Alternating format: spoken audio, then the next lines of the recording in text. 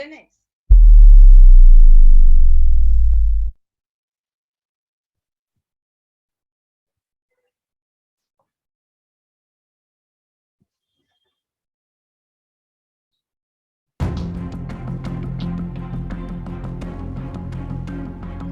The environment we live in today is riddled with challenges and frequent occurrences of unpleasant events.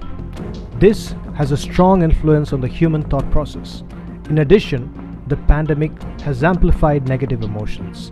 As a consequence, extreme versions of pessimism are on the rise. This has resulted in individuals being alarmingly negative, causing a ripple effect on multiple aspects of their life. Mere positive thinking to counter pessimistic thoughts has also showed glaring limitations. Does equilibrium thinking, or EQ thinking, provide a solution with a much required balance between optimism and realism in the modern day reality? This is the crucial question we're trying to address on episode 8 of Intricate Conversations with Swaps. On this show, we make complex conversations simple. To do this, we focus on the concept of EQ thinking in action to overcome life's challenges. Who better to have on this show than the man who coined this phrase and is the pioneer of the concept of EQ thinking, Dr. Prateep V Philip, IPS. Dr. Prateep V Philip is the DGP and the director of Tamil Nadu Police Academy. He has an impeccable record as a police officer, moving up the ranks in the department since 1987. One of the life-changing moments of his police career was surviving the first ever human bomb, which killed the former Prime Minister of India in the year 1991. He was just a few feet away from the VIP when the blast took place. Post surviving the first ever human bomb, he dedicated a significant part of his life studying and analyzing the human mind. Building on this, he has innovated on various streams of thought ranging from crime prevention, management, psychological well-being, and education. His myriad interactions with people in government, society, politics, banks, and corporate institutions have significantly contributed to his wisdom, part of which has been penned down in his book Fillipisms. Many of his social initiatives, including Friends of Police designed to bring the public close to the police, have one strong message: wisdom is intended for real-life action. He received the prestigious British Queen's Award for Innovation in Police Department and Training in 2002. As a pioneer of EQ thinking, Dr. Prateep is passionate to see people apply EQ thinking in their lives to overcome challenges. So, Intricate Conversations with Swaps would like to extend a warm welcome to the man of the hour, Dr. Prateep V Philip.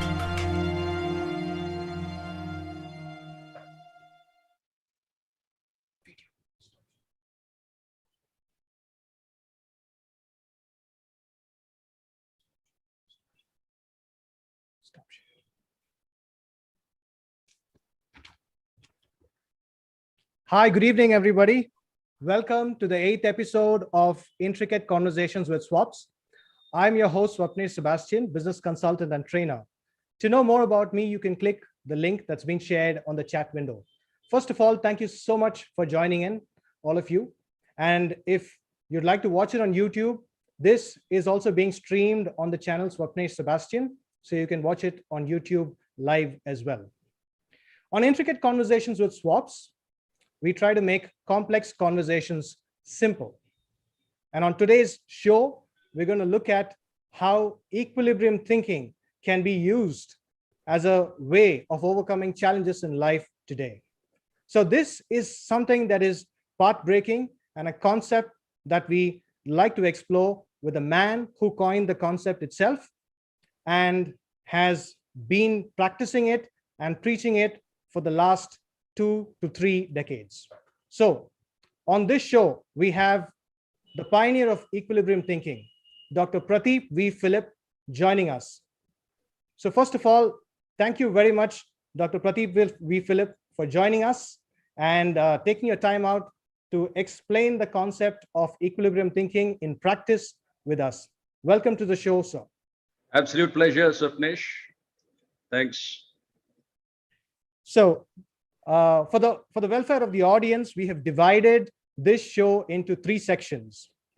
And section 1 is called the genesis of EQ. We're going to look at the genesis of EQ. And this section is dedicated to all people who are struggling at the moment due to different problems, health, financial, family, and so on. So this section is more towards those specifically having trouble in their lives of different aspects. On that note, so we want to start off with one of those biggest challenges that you had in your lives. And I had the fortune of listening to this during one of the conferences I attended.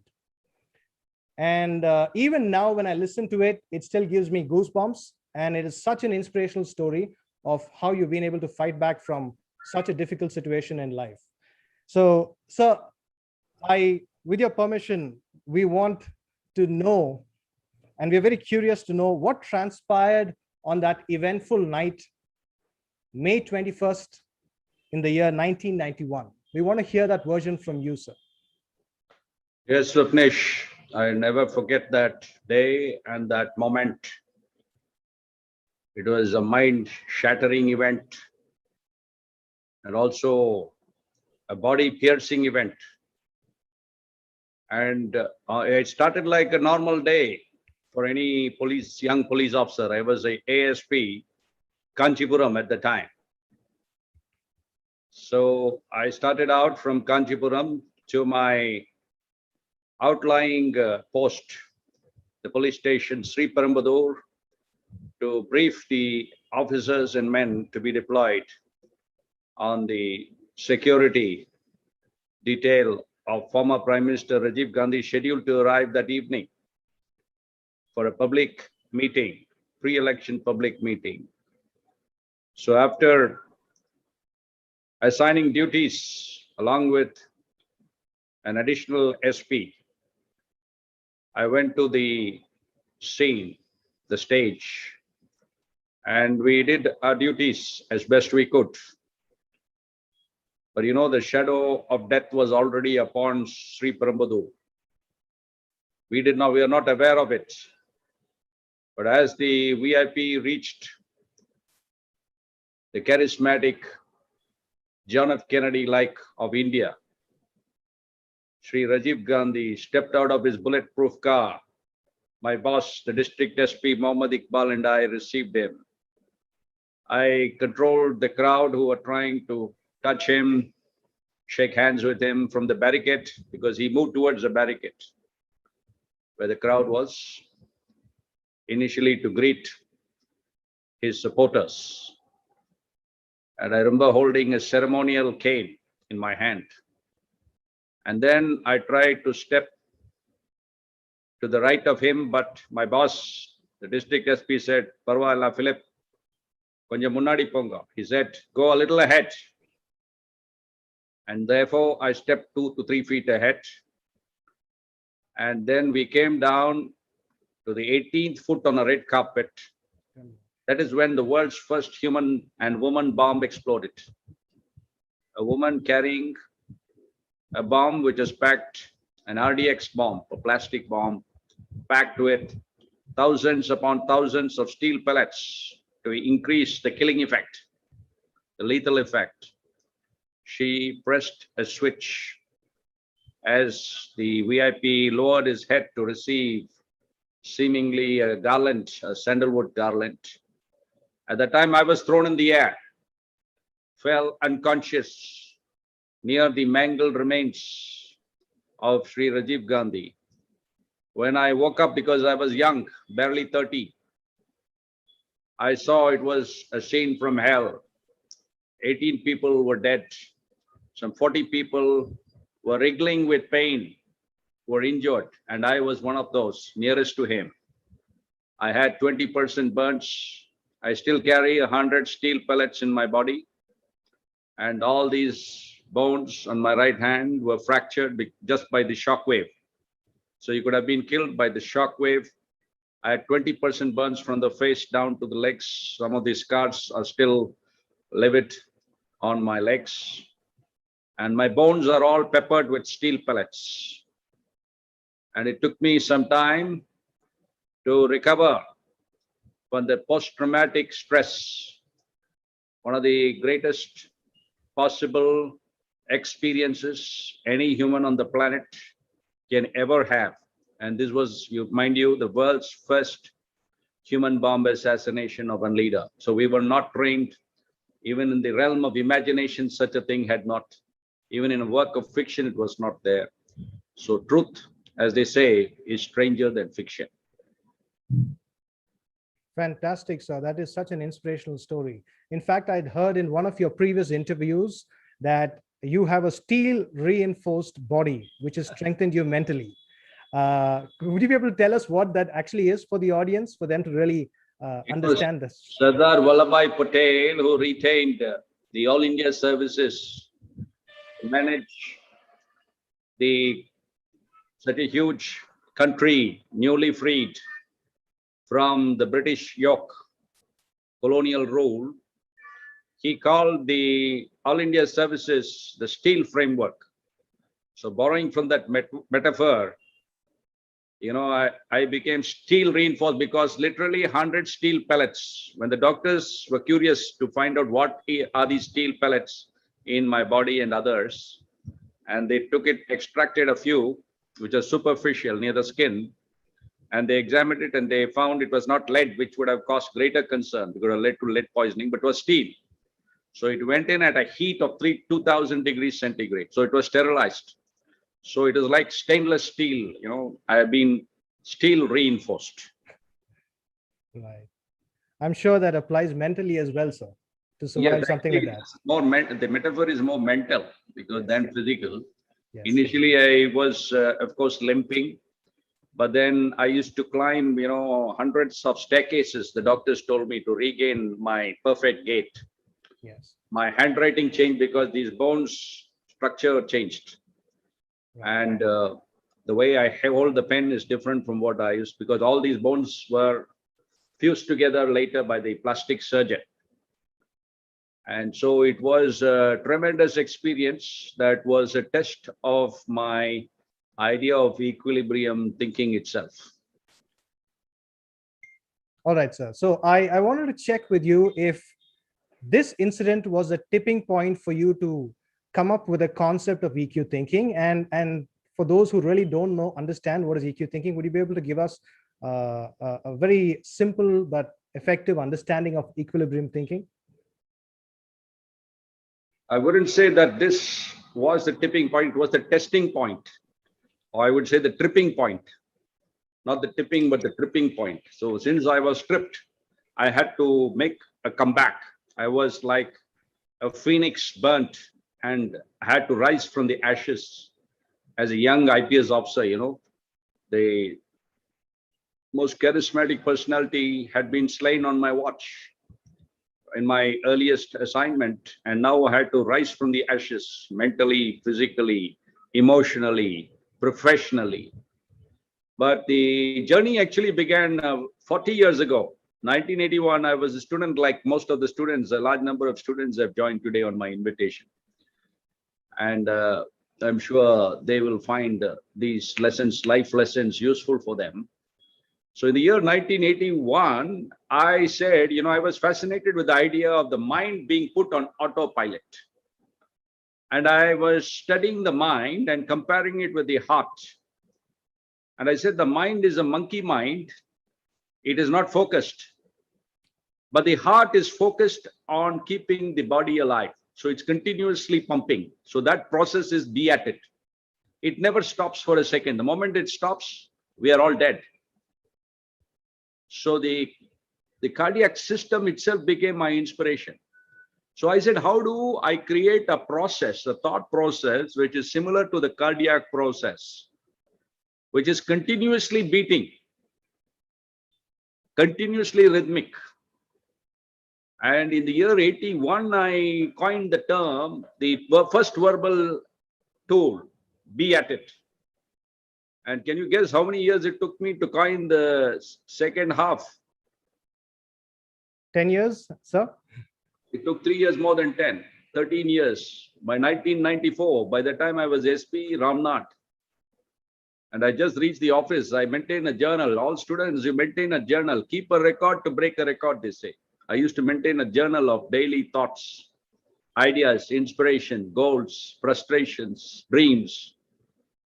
And in that I wrote, be at it. And I combined be and at and became beat it. And I said, wow, this is a new thought process. Two diametrically, seemingly opposite processes, positive, positive, and negative, negative, which is also positive. So in arithmetic, the students online would know that negative, negative is also positive. So beat it means negative, negative. So I said, what to call it? That was the genesis moment, the aha moment. And I said, what to call it? Without brainstorming, immediately the idea came up from the subconscious, because I was always passionate about improvement, improving myself. In third standard, a teacher told me the biggest room in the world is the room for improvement. So that was behind all this, how to continually improve myself. I was a very average person. How to continually put myself on a track of continuous progress, continuous development, continuous thought. And so be at it, beat it, and equilibrium thinking was born in this manner. Thank you, sir. I think the next part we're going to look at in this particular section is about young people. And in our audience, we have a lot of young people who've joined in, Yes. young women and men. People. They're all bubbling with excitement. I can see Yes. even your chat box is overflowing. Yes. So this is about, young people. And I'm just going to share an example or a story of something which is quite tragic about a young man. And there's somebody I know, a person who was working in the US, a young man. He lost his job during the pandemic and he lost his right to work in the US. He came back to India, was depressed, and at the end of a few days, he ended his life. Now, despite the access to so much of resources and information that we have, it looks like the current crop or the current young generation seem to be a little bit more fragile than the previous generations.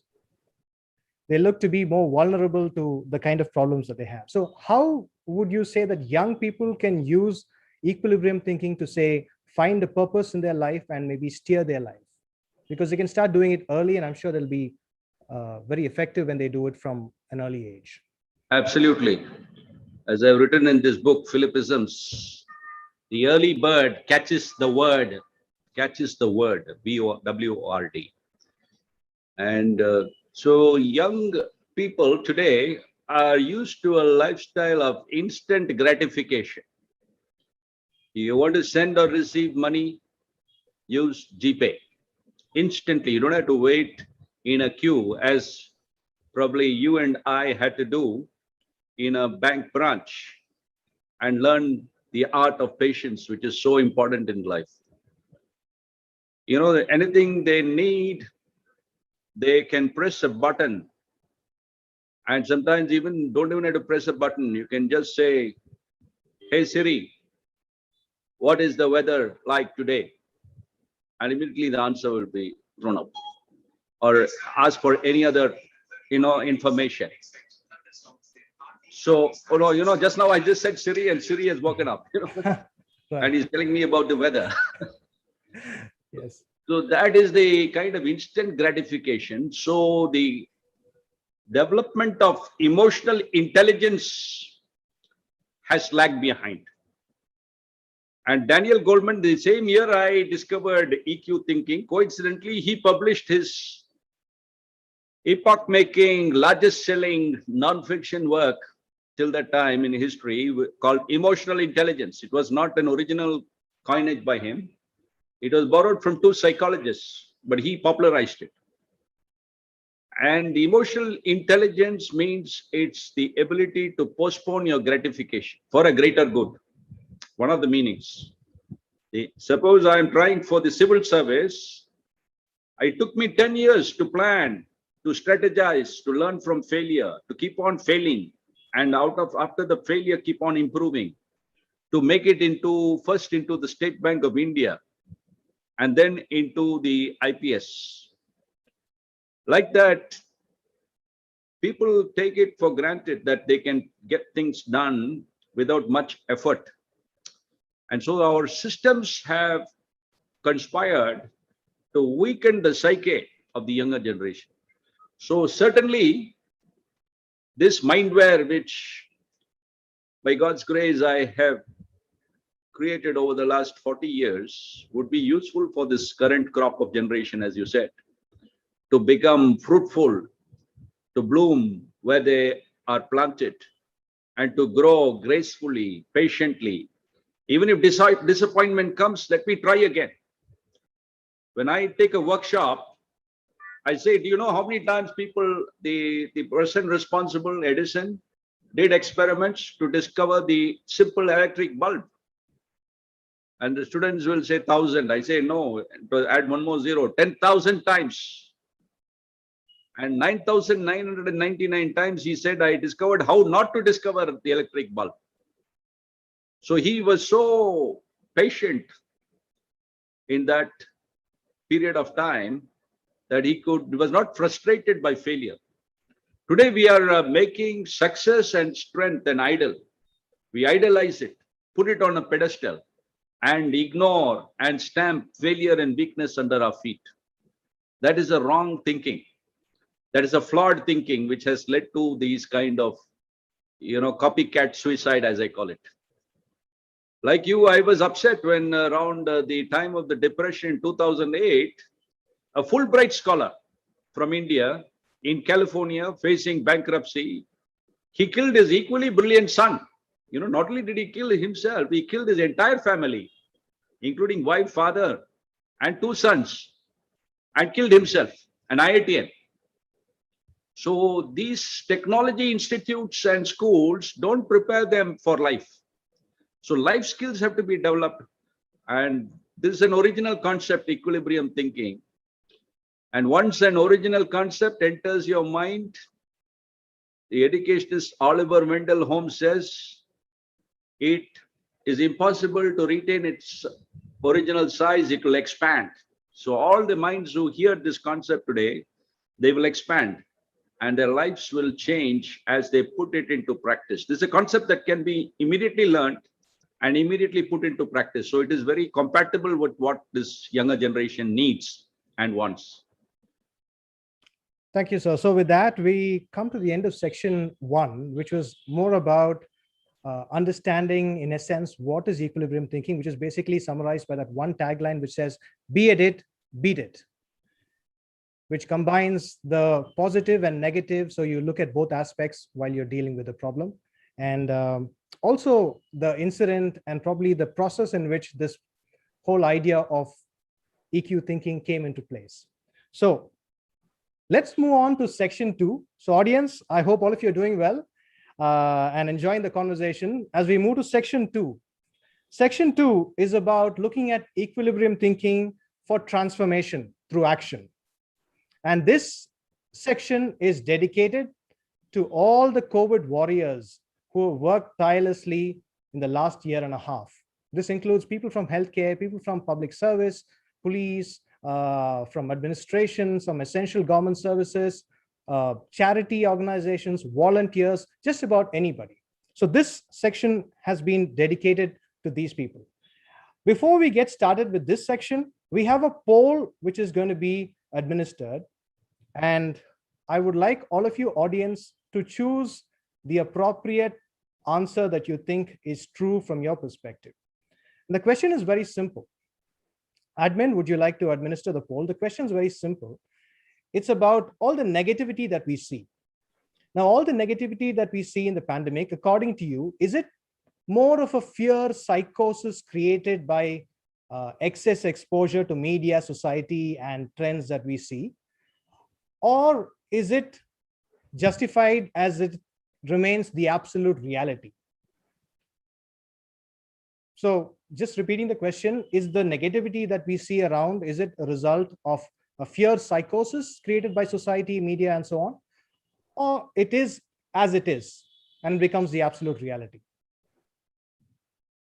So we'll give it another 20 seconds. We've had about 30% people voting. Yeah.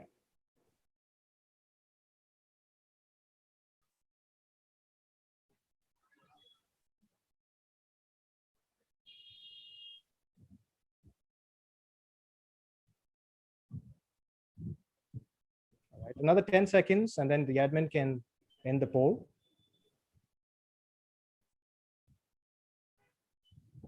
Admin, would you like to end the poll and publish the result for us to see what? Okay, so 63% of the people say that this is more of a fear psychosis created by excess exposure to media, society, and trends. And about 37% have voted for it being the absolute reality. And this gives us a segue into the next section, which is about the pandemic challenges. And a lot of people have faced different challenges during the pandemic, and they've tried to solve it in their own way. But Prateep sir, we'd like to know from you, because you're involved in such important, responsible tasks, how did you deal with the pandemic using equilibrium thinking? How were you able to apply this concept, this wonderful concept, during this heightened pressure time of the pandemic? Right. In the beginning, like the rest of the world, we were quite struck by disbelief that it is possible, that a whole country can be locked down. That is even beyond conception. And then when the first lockdown happened, I think equilibrium thinking kicked in. And I said, see, as a police officer, I and the friends of police are the only ones who can reach out, help to people who are in distress, especially from the weaker sections of society all over the state. So I asked friends of police to reach out to them and give out help in whatever way, food to the migrants. And we mobilized bundles of articles to be given, some 30,000 bundles in Chennai itself, each containing all the necessities a family of 4 would need for a week at least. And with the help of the friends of police, because friends of police and police could only move around, it was reached to all parts of the state. And this was even appreciated at the highest level in the country, that police officers are reaching out to feed the hungry, migrant workers, deprived people, and so on. And so that was one of the responses. If we were more concerned for others, that empathy that is needed. And then we had to be careful. I myself being a leader of the frontline workers, had to go to office every day, except for certain days when we alternated with other police senior officers.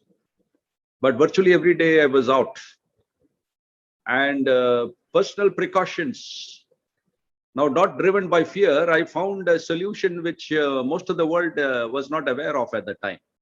And even today, I do not know, Sapnesh, whether you know that your simple Listerine mouthwash used in the morning with your brushing your teeth and at bedtime before going to bed could protect you. In fact, that has kept me safe in contracting, even though there are 3 or 4 times when an infected person came into my immediate proximity. And I believe it is this Listerine mouthwash. So then another friend has told us that if you take ivermectin tablet twice, once today and after 48 hours, and then after that once a month, the percentage of liability to contract this disease falls by 67%. Almost the number of people who polled today, that it is the result of so much of messaging, social messaging. So of course you need to be careful. You follow all these protocols, but you can use your own ingenuity to discover certain, and then boosting your immunity. I do 10 or different things to boost my immunity even before the pandemic started. Like I take boiled tomato, that itself boosts the blood circulation, the heart, and all that. And cinnamon and honey every day. This improves the metabolism.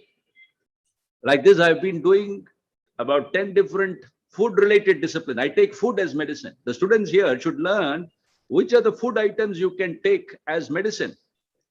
Don't take food only, ice cream and all. Okay, good. I also enjoy a good ice cream. But food is primarily to be taken as medicine.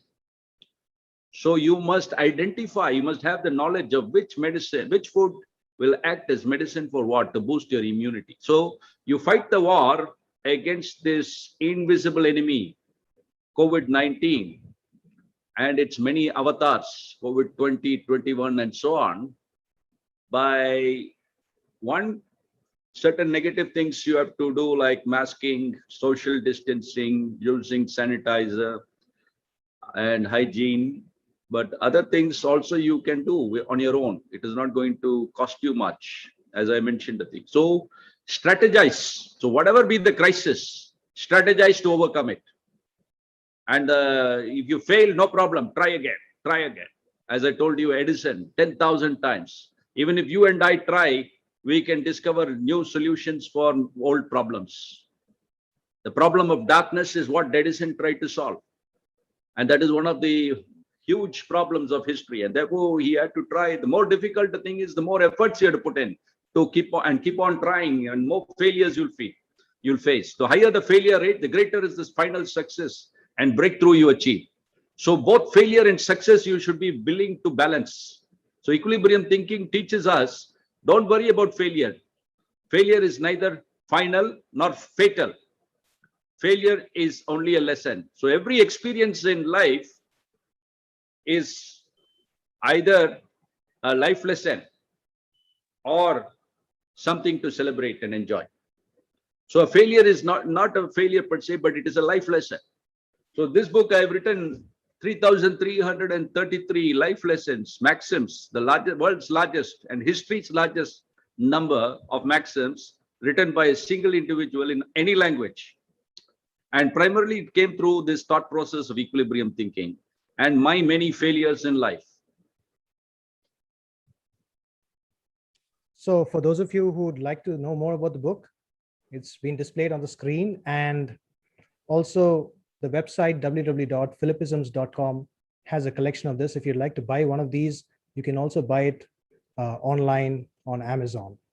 So that was a perfect explanation of the tagline that you mentioned: be at it and beat it. For every situation, whether it's a pandemic or a personal crisis or any of the challenges that we face at work and so on. And that gives us, the segue into the next question, which is really about challenges people face at work. There are a lot of people here who have joined in from different walks of life in terms of their careers. There could be people working for the government, there could be policemen, there could be people working for the corporate world, people working in healthcare, and so on. And just for the benefit of some of the people working in the corporate world who like to see results, would like to see application coming up with long-term results and short-term success as well. And you would have interacted with a lot of corporate people and leaders from different organizations. So is there a standout example that you have which you can share with the people where they'll be able to find out, they'll be able to identify a transformation and a success achieved as a direct implementation of EQ thinking?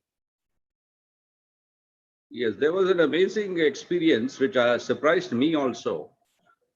In the year 2002, I was invited by the then vice chairman of a blue chip company dealing with mutual funds, investments, basically wealth management. And he invited me to address his sales team, which he said consists of approximately 100 young people who are all mostly graduates with MBA in marketing and who had been working for quite some time in that company. And so I did, just like this, I did a 1-hour workshop on equilibrium thinking. Those were the early days, remember. And it had been tested already with police personnel. I had used it in training in my many posting assignments in training, which is one of my favorite assignments. I had tested it in police training with women sub-inspectors, and that paper was published in international journals, holistic health journals based out of USA. How 113 women sub-inspectors had amazing breakthroughs in terms of several parameters like strength, competitiveness, endurance, happiness level, and so on. But I was not prepared for this result. After 3 months, this vice president chairman of this blue chip company did an assessment, and he said even during the workshop, he sensed some changes, some vibes. You know, you can always sense vibes. So he sensed some vibes, positive vibes, but he never expected what happened. The total sales in a sluggish market with no other incentive, no advertising campaign to rule out any other stimulus, improved from 4 crore. The total sales improved from 4 crores just before the workshop to 32 crores. So what was the percentage improvement? It was to the order of 8 times or 800%. 800%. Which is a record. And so he said that your program certainly was the stimulus. We had lots of management gurus giving inputs, but there was no change in performance. But you gave a toolkit and a vision of themselves. So I said, see, most of you are actually smarter than me. And even if you go to a hotel, you'll find the bearers, the stewards are smarter than the clients, often the customers, in their bearing, in their appearance, and on and so on. And yet, why do they do their work and why we end up where we are? So he said, it is all about how you think, your thought process. And thought process is fundamental for whether it is in capital management, whether it is in career progression, whether it is dealing with relationships in the home, whether relationships with colleagues, dealing with health challenges like the pandemic. As you said, the pandemic has amplified the ambience of negativity. And therefore, you need a powerful tool like equilibrium thinking, because there is no tool like equilibrium thinking so far to handle negativity. Everyone has been thinking that positive thinking is the holy grail.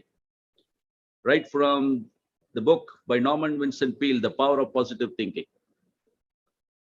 And so we need to leverage on both strengths and weaknesses. You focus on strengths, but don't ignore weaknesses, because a weakness overcome becomes a strength. And in order to continually focus on strength, you need to factor in weakness. And you know, because if you cannot only breathe in, see, breathing in is equivalent of be at it or be in the strong position, breathing in. But no human can only breathe in. You cannot say, I will dispense with breathing out. Is there any human who can dispense with breathing out? So you ask a poll question to the audience, which is more important, breathing in or breathing out? Let me see what is their response. Because this is a workshop online. Yeah. Which is more important?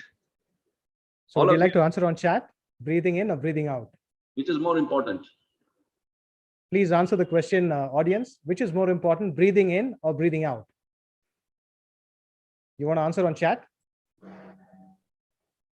Most of them are typing both. Correct. Both are equally important. They've hit the nail on the head.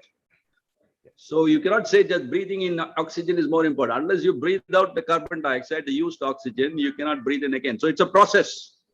So if you want continuity in thinking, it has to be a dual process, a binary process. So till now, there has been no binary process in the history of thought. So I'm the first thought leader to come out with this binary thought process. So, and you know, the computer works on a binary language. What is the binary language? 0 and 1. Precisely. And you know, the mind is also a computer. It works on a binary language, but it's not numbers. Numbers is nonsense for the mind. It works on an alpha binary, which is yes and no. When you're in your mother's womb, you start thinking yes and no. I'm feeling tired. I need to kick. I need to drink milk. I need to sleep, yes or no. So this becomes like a decision tree. So you keep at the lowest branches, you keep asking yes, no, and then you move to the next branch, and finally you take the decision till you find the precise response.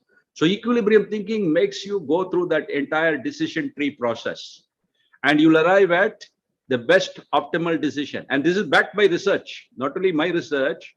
If you recall, there was a publication of a worldwide news that the University of Bath, along with one of my alma maters, London School of Economics, published a research that said that mere optimism is not enough, that when entrepreneurs are optimistic, they end up in failure, a higher failure rate.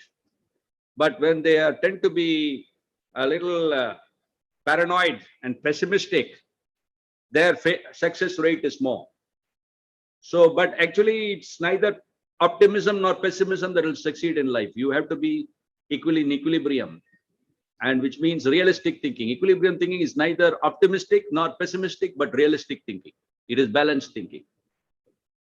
Thank you, sir. I think you've answered most of my next question as well, which is about business leaders or leaders in any organization and entrepreneurs. So what we've noticed is that leaders and organizations tend to take decisions based on prejudice. And on the other hand, entrepreneurs tend to take decisions based on their passion, ignoring the challenges and the possibility of failure. And your explanation gives us some understanding of how to have a balance between the two. But would you like to add on to any specific tips for leaders in terms of decision making here, specifically? Yeah, leaders should not be moved by passion, as you said. So you cannot just say, don't be moved by passion. It has to become, they have to reprogram their mind. So as I said, the mind is a biocomputer. The subconscious is a biocomputer. 95% of whatever we do is attributed actually to the subconscious. But normal training doesn't create any change, as that vice chairman discovered, that so many management inputs, no change, because they had not penetrated the subconscious. Now, because this is a binary thought process, the subconscious mind also works on a binary principle of yes, no. And so when you're continually inputting, be calm, beat anger, be loving, beat hatred, always in terms of opposites, seemingly opposites, but actually it's oxygen, carbon dioxide kind of patterns. Such strength, weakness is a pattern. It's not some element which is an isolation. Success, failure is a pattern. So people trying to isolate that he's a success, but he's actually at the point when they see him, he's a success, but he's actually having a success failure pattern. So every entrepreneur has a success failure pattern. So it is the pattern that has to be tweaked. And that tweaking happens at the micro level in the thought process. So be strong, beat weak. The pattern you are changing now is be strong, beat weakness. And be successful, beat failure. Be wise, beat folly. Be healthy, beat sickness. This can be a thing for improving immunity. Now people ask me that how am I looking?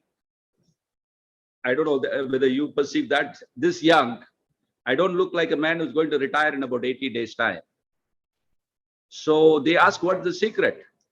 And I said the answer is largely due to the thought process equilibrium thinking. It'll improve your longevity, your productivity. Your immunity also gets boosted, because this is the only thought process that is compatible with the cardiac system. Because even the genesis was because I studied the cardiac system and I said how to put my mind on autopilot like the heart. So this is the thought process that can help both established leaders, as you said, as well as entrepreneurs. They will both find their levels as they use this thought process. There is no prescription that I can give. They actually find the levels themselves, or level of equilibrium, and by applying this thought process. There is no ready-made solution, customized solution that I can give them. But when they understand the first process, there are about 10 processes in equilibrium thinking. The first process is understanding it as a process. Just like breathing involves a positive and a negative process. And then it's followed by practices like breathing in calmness, breathing out anger, breathing in balance, breathing out prejudice, which you said, breathing in realism, breathing out over optimism. So it becomes a real process, and it improves not only your emotional intelligence, but also your imagination quotient. Because you're imagining something as abstract as love, joy, peace, patience, all binary. You are love, joy, peace, patience, wisdom, kindness, goodness, faithfulness, humility, self-control, or self-discipline, as if it is something very tangible like air, like oxygen. So you breathe in calmness, breathe out anger. So your whole body, every cell is an intelligent cell, is one of the assumptions of equilibrium thinking. Because the brain is able to communicate to the last cell in your toe. Be calm. So the toe also becomes calmer. and beats anger. So the emotions are not suppressed, but emotions are expressed in a healthy way. As Aristotle said, it's easy for a man to be angry, but to know to what degree to be angry, that is not easy. That requires emotional intelligence. And equilibrium thinking enhances multiple quotients, which Howard Gardner talks about. Emotional intelligence, spiritual intelligence, because these binary values, which I mentioned, like love, joy, peace, patience, kindness, goodness, faithfulness, humility, self-control, wisdom, 10 digital, which you can keep on your fingertips, are spiritual intelligence encapsulated. So every time you are saying be calm, be peaceful, beat stress, the whole body intakes it. The subconscious conveys it to the thing. So it's actually, you can understand it in terms of today's research in neuroplasticity and quantum physics. Energy and matter are interchangeable. So that is why the way you think will attract success to you. I'll conclude this section by saying that, the brain is either a drain or a train, depending on how you train it. The brain is either a drain, it drains energy. You're continuously worrying, when will this pandemic end? How will I get a job in this situation? Everybody has passed, students, all of them have passed. How there is no importance attached to merit. And so how will we get a job in this situation? So instead of worrying, you transform that into a source of energy, positive energy. Automatically it happens. It's like, you're turning all your A and T. So your default mode is A and T, automatic negative thought process. Before I started equilibrium thinking, my default mode, like all of us, was automatic negative thinking. We are born in that default mode. We are born to worry first. But now we adopt this consciously, and then the subconscious default mode will become automatic positive thought. So this is the whole process. Fantastic, sir. I think you have really justified the section topic, which is equilibrium thinking for transformation in life. You have given us not only the understanding of the concept, but how to apply it on a day-to-day basis for decision making, in work, and different aspects of our life. So fantastic, sir. So with that, we come to end of section 2. And before we go into section 3, we have a question for the audience, and whoever answers this question first correctly will get a copy of the book Philippisms, personally signed by Dr. Prateep V Philip. So that book will be mailed to you, and it will be personally signed or autographed by Dr. Prateep V Philip as well. So are you all ready for the question? Are you all ready for the question? It's a very simple question, and whoever gives the answer correctly first will get the opportunity to receive that book. And admin will decide who's the winner. And once we find the winner, we will then provide the details for us to get the information to post this book to the winner. All right. So the question is very simple, and you just have to give the exact data that answers the question. And let's see how many of you have been listening keenly to the story of the speaker. The question is here, and please make sure you type it out as quickly as possible and put it out there. And if it's right first, only the first person who gets the right answer will get the book. Okay, here we go. The question is, in which year did Dr. Prateep V Philip join the police force? In which year did Dr. Prateep V Philip join the police force? So if you want to scroll up, admin, would you like to announce the winner? I think we have a lot of answers, 89.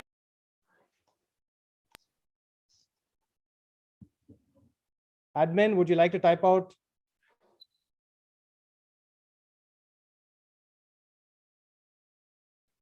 Everybody's really keen on getting the answer. We have a lot of answers from 91, 97, 81. I think some of them have quoted the date of the incident at Sri Perumbudur as well. So the first, so it is Annapurni M who has given us the first correct answer. So congrats, Annapurni. Please share the details of your address and phone number to this email swap2304@gmail.com. It will be typed on by the admin on the screen. So please send your information with address and phone number. We will post this personally signed copy by Dr. Prateep V Philip to you. So congrats, all the others who got the answer correct. Great job. It's good to see that all of you are listening and active, and all the participants have remained enthusiastic as well. Swaps, the funny thing is that one of the responses says I joined in 1889. Okay. In Must have been 1889, the Indian Police Service did not exist. It was called the Imperial Police Service. Imperial Police Service. Well, I'm not sure what he was thinking or she was thinking when they typed it. Must be a typo. Yeah, must be a typo. Probably the 8 instead of the 9. Yes. So let's move on to the last and final section. And this is the section which is to quench the thirst of abundant life. And it is an audience Q&A. And this section has been dedicated to a couple, Swapna Maman and Sudeep Maman, who have helped in organizing this program. So thank you, both of you, for helping us here. And I also use this opportunity to bring on screen another co-host with me, Mr. Manigandan, who would also be joining us to ask questions during this Q&A. So welcome to the show, Manigandan. Yeah. Thank you for joining us. Yeah. And I think he's raring to go with a question to the speaker. Please go ahead. Great listening to you, Dr. Pradeep. And my first question goes to is that, the contemporary world is filled with a situation like, hurried life, exams, project completion in the corporate world, health issues, and achieving targets, which is not different from the past, except the speed has got increased in multifold in today's world. So hence people tend to experience an elevated emotion, which affects the decision making and the lifestyle.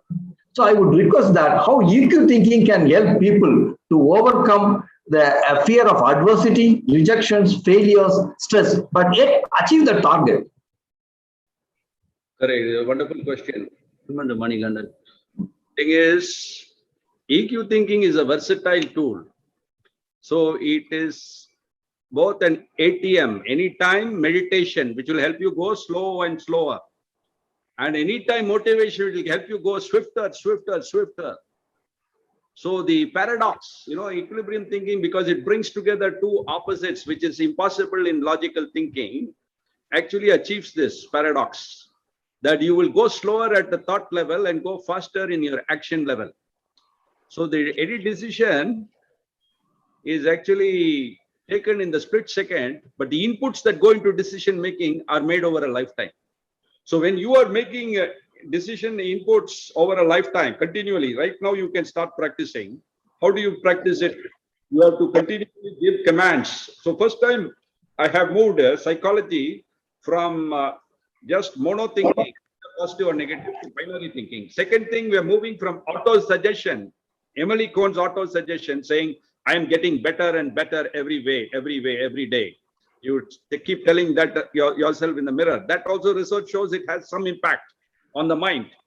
That is positive, it's auto suggestion. But this is auto command. See, only you have authority over yourself. It is not the government. It is not your spouse. It's not anyone else. But so you have to exercise not suggestion, but command. So when you give the binary command, the be calm, beat anger, the brain and the subconscious goes into a kind of cadence, rhythm, process. That's why Sri Abdul Kalam, president designate, I gave him my audio CD on equilibrium thinking. He said, I will listen to it immediately. After 15 minutes, he said, it's very good. I said, why, sir, do you think it is very good? It's excellent. He said, because in your thought process, there is that rhythm of both positive and negative. In life, for success, there should be a rhythm. So despite all this stimuli, which has no rhythm, you have an inner rhythm within yourself. So that inner rhythm, be a better athlete, be a better executive, better police officer, better student, and take right calls. It's not that you will not fail. It's not as if you will not make wrong decisions, but your success rate will improve and your rhythm. There'll be a rhythm, because your brain is almost working on the same pattern as your heart. Be at it, beat it, be at it, beat it. And so this will become like a magnet, will attract the positive and repel the negative. Till now, you were thinking only of positive thinking, attracting the positive. But that is not enough. You have to also repel the negative. So there is a Latin Greek phrase which says enteleki, which means unlock potential. It is not only important to unlock positive potential, you need to key to also lock the destructive potential. Your power to destroy yourself through suicide, through mental depression. Depression is a kind of suicide of the brain. You're giving up and you're going inner and deeper and deeper inside you with frustration. And it is like a quicksand. And therefore, 340 million people in this pandemic are affected with depression. And I'm sure many of the even participants, students and others are depressed because of the change in their rhythm of life, the routine of life. In many homes, the parents are dressing up the children in the lockdown so that the children feel okay in their uniform that they have gone to school. So people are going through these very stressful times. And equilibrium thinking, which is though it is designed from 1981 Genesis and 1990s, I tested it in police training. And then I've introduced it in corporate training from 2000 onwards.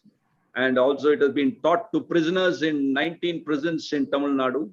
It has been found effective for all kinds of situation, all variations. It's not a panacea, but it is a simple tool which you can carry in your mind all the time. Okay. Go to Sapnesh. Thank you, sir, for that. We have another question coming in, which is more of a personal question asked by somebody. It's about a gentleman who works in a team where majority of the team members are critical thinkers or people who are averse to taking risks. And this gentleman is a person who has a lot of creativity. And every time he comes up with a creative idea, what he sees is he's shot down by the people around him, talking about the failure that is possible because of the idea and so on. So from your work experience, I'm sure you would have faced a lot of resistance in your workplace as well. How did you apply EQ thinking to deal with this challenge of creative thinking and critical thinking? And when you applied it, what kind of transformation did you see in the people that you worked with? Yeah, so when I was superintendent of police of Ramnath district, we were facing a lot of challenges. There's the problem of cross-border terrorism. And yeah, I myself was a victim just a few years before that to terrorism. And so many people have fallen to terrorism. Then there was issues of communalism, conflicts, caste conflicts. So in that problematic situation, our seniors were saying you must, get to the people. And so my predecessor just issued inland letters to all villages and said, if you get any information, you send the inland letter. But I said, we must go beyond. We must have a heart and mind strategy. So that is creative thinking, heart and mind strategy. And therefore, in my district, I announced that I'm starting FOP. FOP is a multi-dimensional concept. It's an interconnection, as Harlan Cleveland says, of ethics, sociology, public administration, philosophy, and so on. So any creative concept should not come from one silo of knowledge. It comes from multiple disciplines. And therefore, anywhere you'll find a lot of critical thinkers who will shoot down what seems to be, brilliant ideas. They will say that it'll lead to misuse. They will say, what about the rest of the public? Are they not, are they enemies of the police? When you identify some people as friends of police. But I went ahead and said that we are going to start Friends of Police. Thereafter, it was not picked up by my seniors. They said, if it is a good idea, let it die with Philip when he leaves Ramnath district. I had that be at it attitude. So within 1 year, I took it to in the Chief Minister's Conference. I made a passionate plea based on the rationale of cost and benefit. It is not pure emotion. My appeal would have been passionate. My voice would have been passionate. But the logic was unassailable. I said the cost would be cost nothing to the exchequer, but the benefits are huge to the government, to the state, to the people. To reduce the fear level. See, today, over 30 years after Friends of Police is in existence, the fear of the police has come down. If the fear of the police is high, the police will never get intelligence, will never get support, cooperation, because all the time police have to deal with people. Police exists for the sake of people. So at every stage, I found resistance, because as Mahatma Gandhi said, first they will laugh at you, then they will resist you, then they will join you. So you have to go through those different levels of resistance. And the stronger your passion and your conviction and commitment, you will stick with the idea even if nobody else is there. That's how all ideas have succeeded in the world. People have to stick with their ideas despite failure, despite discouragement, criticism, opposition, hostility. So every idea of mine, I went through all these phases. And Peter Drucker said, innovate or perish. Actually, in the police, it should be amended to innovate and perish. If you innovate, they'll make you perish or your idea to perish. So a simple change of or and. So we have to be ready, resilient. So be at it, beat it attitude is a resilient attitude of resilience, whether it is with ideas or with experiences, real life experiences. You may have a terrible situation at home. Somebody is affected by a disease. Mother is paralyzed. There is not enough income. But there are n number of stories for people who have risen from that level and become the Prime Minister of the country, Lal Bahadur Shastri, who studied under a lampshade. So instead of going into depression, self-pity, giving up, frustration, suicide, and all that negative track, this is an ideal atmosphere for you to become a great leader, a Kamaraj, a Lal Bahadur Shastri, because the best plants grow in hardy ground.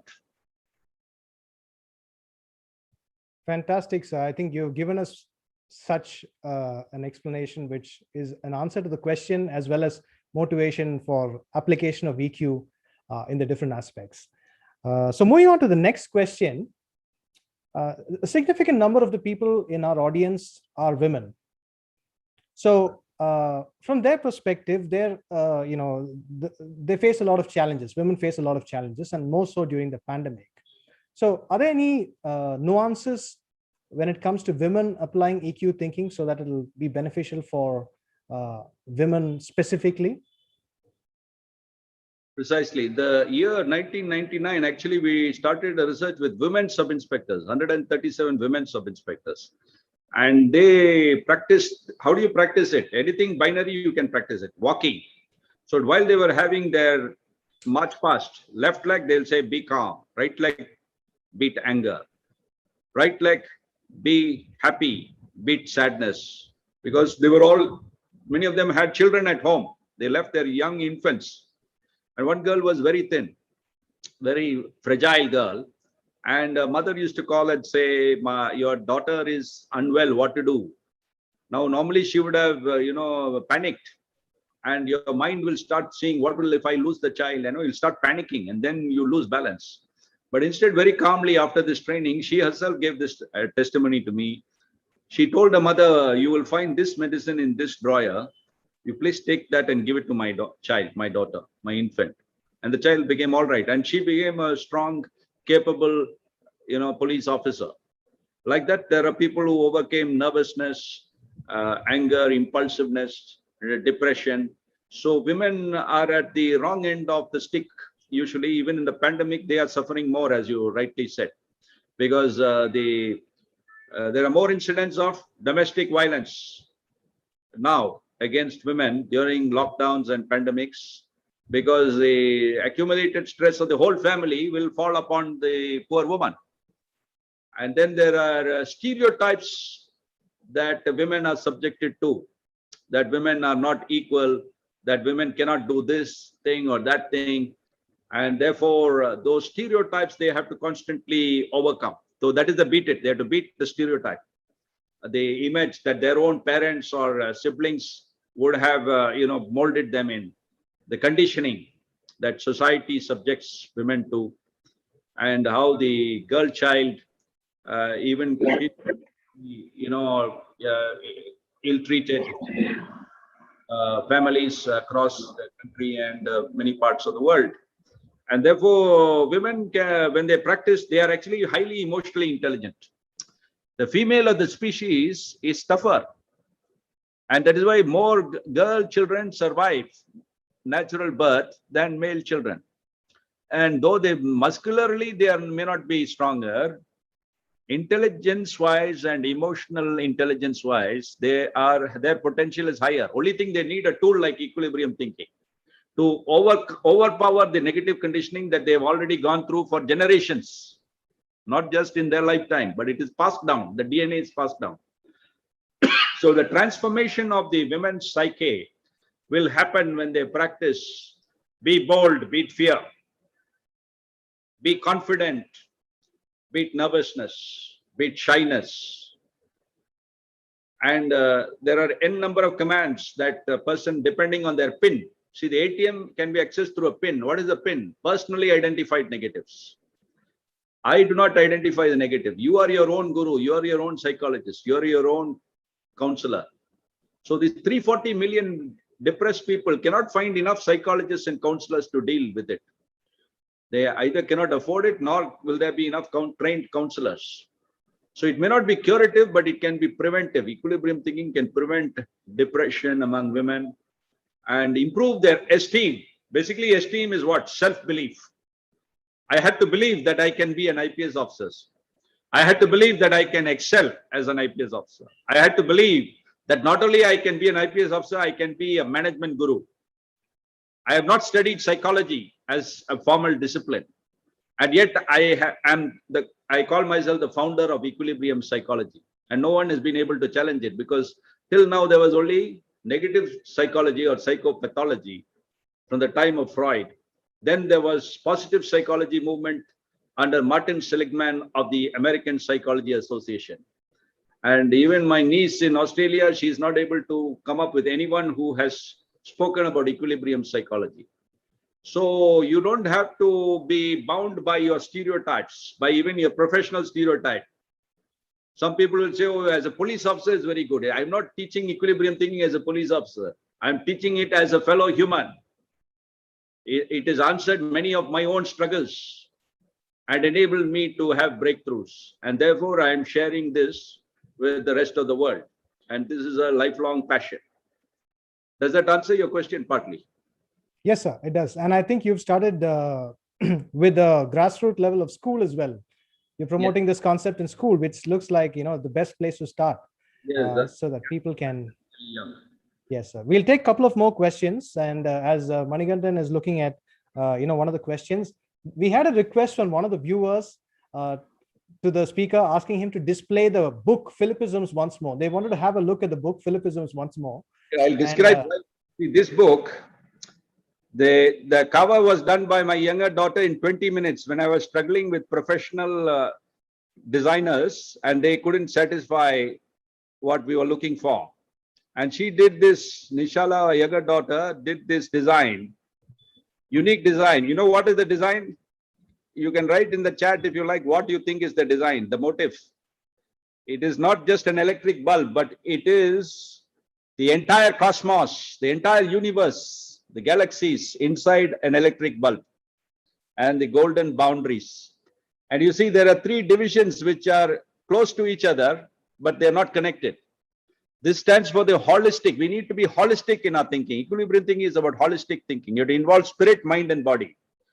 The spirit is the infinite, unlimited part, the bulb, which actually gives out the light, the illumination. The mind is the restricted part in the middle, but very powerful. The mind is powerful. And then the base, without the base, the body. We need to have a healthy body. Mens sano in corpore sano, the Latin phrase, which means a healthy mind in a healthy body. That's how a healthy citizen should be. And therefore, spirit, mind, and body. Spirit over mind, mind over body. That is the connectivity. So this 3,333 maxims or sayings or proverbs are all original, written over a period of 10 years. It took me 10 years of equilibrium thinking to write this book. It is 2.5 times the size of the Tirukural. And the entire Tirukural is contained in be at it, beat it. I tried to contain the entire Tirukural because every Kural would either mean positive, doing something positive, or avoiding something negative like anger or lust or impulsiveness or prejudice or fear. So the entire human thought is positive, negative. There may be some areas, gray areas, but the intersection also is handled when you deal with both plus and minus. Yes, sir. Thank you, sir. I think you have also touched on that very important topic of the triangle of life, which Yes. was displayed for a brief moment. Yeah, so it was on the screen. So Manikandan, do you have any questions that you picked up you would like to ask? One last question that you would ask him? Sir. Yeah, sir. Taking a lead from the same triangle, sir, do you have any examples where we have applied the equilibrium thinking, integrating the mind, body, and spirit? As a case, if you could enumerate the audience and we would better understand with the real life story.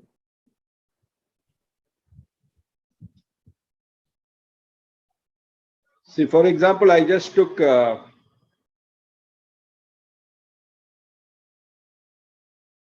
just at random, I took the page 187, the 93rd maxim on page 1. Choose your pain carefully and your gain and pleasure will certainly outlive it. So I just at random, I chose it. So every saying is an output of the interaction of spirit, mind, and body. Choose your pain carefully. Pain can be physical, it can be emotional, it can be mental. That means the pain of discipline. Without the pain of discipline, you cannot have the gain of victory, of success. So that means you have to subject yourself to certain disciplines. As I told you, you cannot eat everything you want and then say that you have to be immune from COVID. You have to boost your immunity by taking certain raw vegetables, taking tender coconut water, taking raw tomato, various other things. You have to sleep at a regular time. Now, students are under a lot of stress, and many of the IT workers, even online, they will agree that their circadian rhythms, that means your body also has a rhythm. See, even sleep has a circadian rhythm. If you do not sleep at a regular time, wake up at a regular time, your total efficiency, productivity will be affected. Your brain will not work with clarity. And therefore, spirit, mind, and body are involved. You can, unless your body is equally in equilibrium, your mind will not be in equilibrium. Your spirit will not be in equilibrium. But your spirit has the answers for many of the ills of the body and mind. So this morning I wrote that the invisible and intangible are often more tangy than the tangible and the visible.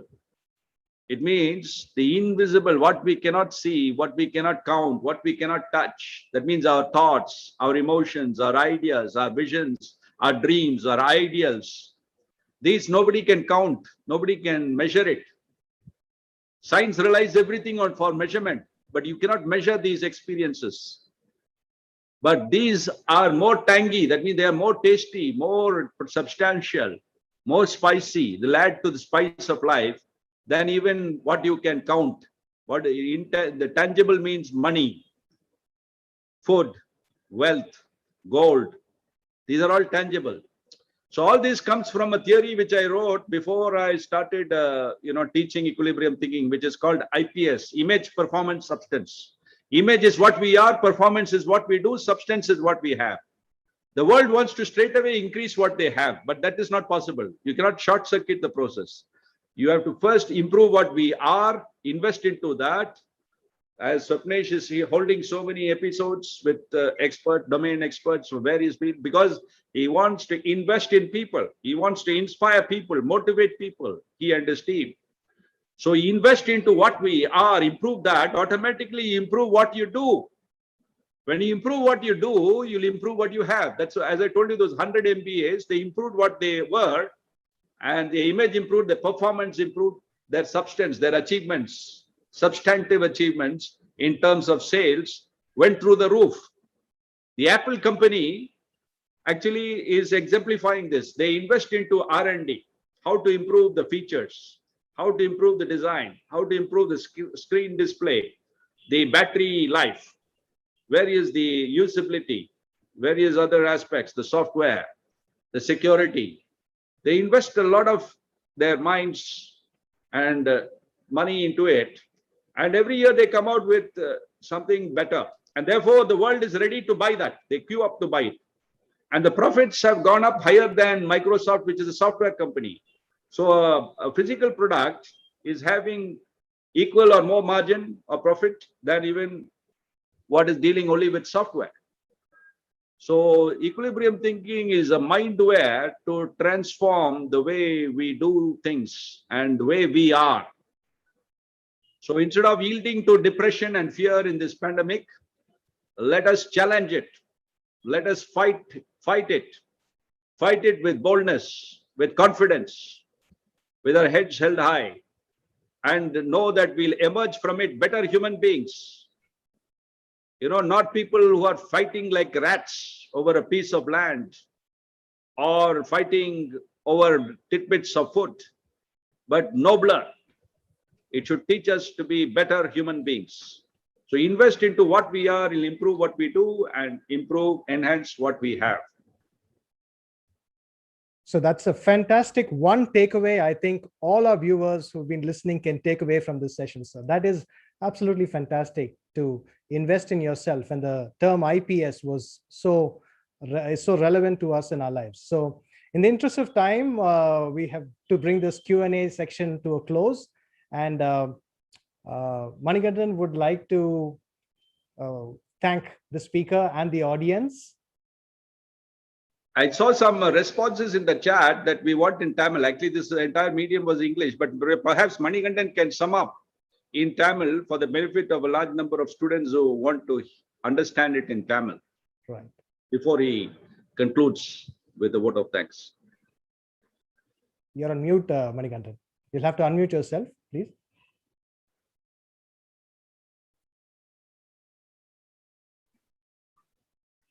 Yeah, even I'm more conversant in English rather than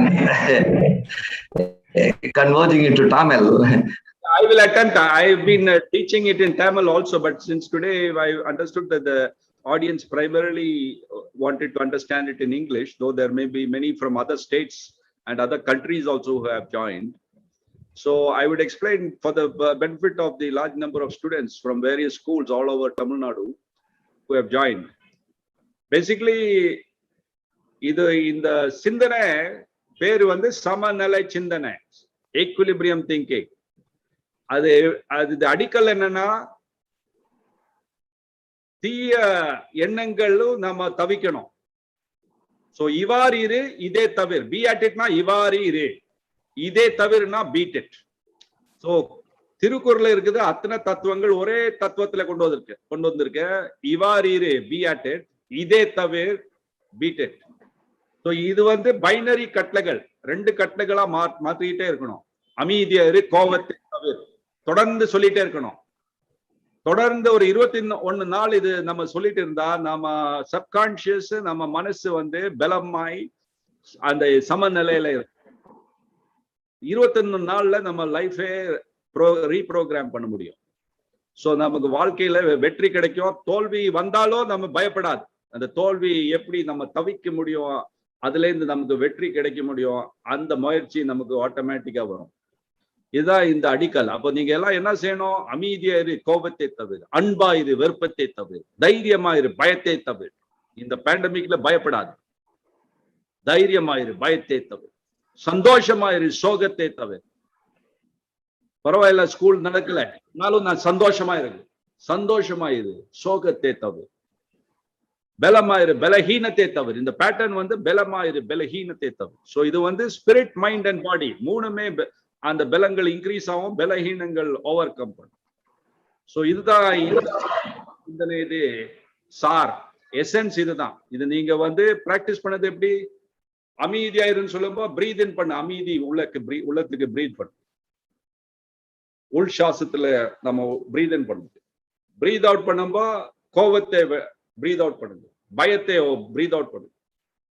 so இந்த கட்டளைகள் கூட நம்ம அதை practice பண்ணலாம். நடக்கும்போது right leg எடுக்கும்போது அமைதியாயிரு, left leg எடுக்கும்போது கோபத்தை தவிர. சந்தோஷமாயிருன்னா right leg, left leg sogathe thavu.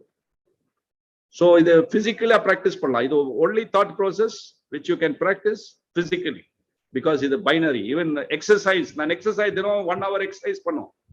And the 1 hour exercise la stretch pannadhu, be at it. That means ivari belamaire. So amidya stretching la contract, muscles contract panna ella exercise la rendu movement tha, stretching contract. Contract பண்ணும்போ கோவத்தை தவிர, இல்லைன்னா சந்தோஷம், இது சோகத்தை தவிர, பயத்தை தவிர. So அது அப்ராப்ரியேட்டா நம்ம இது 3 மெத்தட்ல பிராக்டிஸ் பண்ண முடியும். Breathing, walking, exercise. வேற மெத்தட்ஸ் இருக்கு. Visual method. நம்ம மனசு, everything happens twice, once in your mind and once in reality. So everything you can practice in your mind. If you want to be an IPS officer, you start practicing in your mind, seeing yourself as an IPS officer. And what are the difficulties and obstacles in your way to become an IPS officer? You start visualizing how to overcome it. If I'm not able to study well, how to get a good method of study. So I developed a method of study which enabled me to get the first rank out of 1 lakh students, when before that I was an ordinary student with only first class. I developed my own system of study because of this thought process. So it will make you creative and not reactive. Samandala Chindana will enable you to realize your full potential, lock your destructive potential. நம்ம உள்ளத்துல எல்லாருக்கும் அந்த தீய எண்ணங்கள் இருக்கு, negative thinking இருக்கு. நம்ம இந்தியன்ஸ்ல இந்த நெகட்டிவ் திங்கிங் ஓவர் கம் பண்ணாலே India will become a real great country. So இந்த ஆசை, இந்த நோக்கத்துல தான் இந்த thought process I have created and taught to thousands and thousands of people, including million people in villages, in social justice tea parties, heard my Tamil CD, and they gave feedback that it enabled them to be calmer, to be more successful, to be more healthy, to be happier.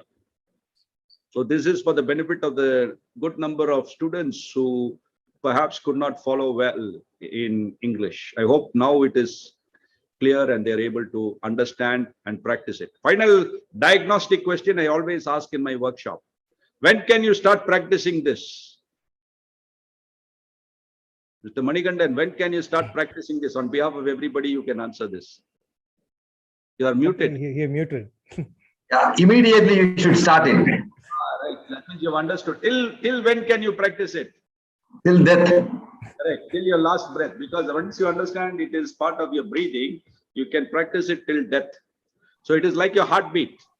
And you're putting your mind on the same rhythmic pattern throughout life. So it becomes lifelong learning. So you can imagine how much you will change over a period of time. Small doses of power over a lifetime is far more powerful than a big dose of power in a short period of time. So these small doses of power you are administering to yourself. Suppose a great leader comes and gives you a powerful speech, that is a big dose of power. You'll feel little charged at that time. After that, you'll get discharged. That's why most training, they say, happens like that. Your learning curves get flattened after 3rd day. You forget whatever training you've gone through. But this is a thought process that you have to just continue to practice continuously. It is using your self-talk. Yes, I think Swapnesh, you were interested in the audience knowing about self-talk. Yes. See, I talked about biocomputer. The inputting device for your subconscious mind is your self-talk. So the more precise the self-talk is, the more effective it is. And it cannot be more precise than just be and beat. And with the values, spiritual values connected with be and beat. So continuously you do the self-talk, be calm, beat anger, be wise, beat folly. And the swirling of opposites in the human mind leads to creativity, according to Nobel Prize winning physicist Niels Bohr. So that's how it enables me to create newer ideas. Every post I go, I create a new concept or a new practice over the last 33 years. That is why I've chosen 33 as my target on the first book. Actually, I've further written another 2000, which will come into the 2nd volume, and then finally a 3rd volume, so that I write 10,000 sayings in my lifetime. So thank you, everybody. It was a wonderful time of conversing and talking to you about this new idea, equilibrium thinking. So we'll close with a vote of thanks from a thank you note from Manikandan. But for those of you who are really interested in knowing more about the concept, you have the website www.eqthinking.com. For those of you who want to know more about the profile and the achievements of Dr. Prateep V Philip, you can visit the website www.prateepphilip.com. And if you want to know more about the book, yes, sir. In addition to that, I have a WhatsApp group which they can join. WhatsApp group 98405221100. You can join this WhatsApp group, I think, by scanning. My technical assistant will be able to share that. Yeah. But the WhatsApp number 98405221100. There is a EQ thinking group. Okay. And whoever attends my workshops, they join that. So they get continually, they get inputs. Yes. The number has been shared on the chat as well. So if you'd like to join the group, you can do that. So Manikandan, would you like to give a thank you note to our speaker? Would you like to unmute first, please? Yeah. Dear Dr. Prateep, it's indeed a great opportunity for us with the SWAP and the audience to listen to your EQ thinking process. It highly resonates your research on this topic for 33 years with the real life proven examples, with not just mere theory. As a result, it gives us a great confidence to apply EQ thinking when we face today's world with challenges, complexity, and ambiguities. Moreover, it also echoes with what Stephen Covey's book described as the 8th habit to travel from effectiveness to greatness. Perhaps you have done it well before this. It's really, really commendable and unimaginable. So with that note, I thank you very much. And I'm sure it would serve all our friends who are in the hour of need for such a advice as well as a motivational talk. Hence, we contribute to all of them. And thank you once again for taking a time out and giving us a very inspirational talk and a conversation with Swap. And thank you, Swap. Thank you very much, Manikandan. Thank you, sir. Thank you from my side. Heartfelt thanks to Swapnesh Sebastian for very graciously anchoring the whole conversation. To Manikandan for the vote of thanks, and to the admin, technical assistants, and all the wonderful members of the audience who have joined in large number. I think as many, it crossed 500, I think. So Zoom has become boom today. Yes, and we are on YouTube as well. So there are viewers on YouTube as well. So my ambition is to teach this to 1 billion people in my lifetime. So you have helped me fulfill a good number today. Thank you very much, sir. And for all the viewers who are coming into the channel for the first time, all the previous episodes of Intricate Conversations with Swaps is available on the channel Swapnesh Sebastian. Intricate Conversations and Intricate Chats with Swaps. Thank you so much for joining us. And for those of you who missed out on the book, we're going to leave you with these visuals with some of the top Philippisms that have been written by our speaker. So until next time when we meet, thank you so much. Bye-bye. Thank you.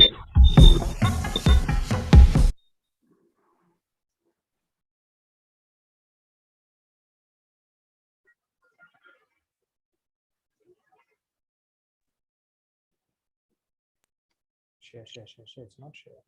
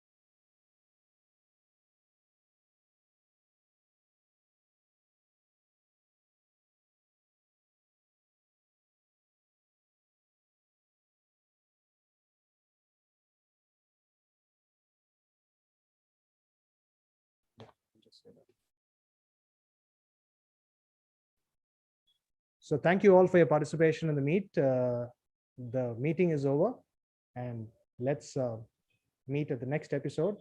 Once again, thank you, speaker, and thank you, panelists, for joining us and helping us. See you in the next episode. Thank you. Bye. Take care.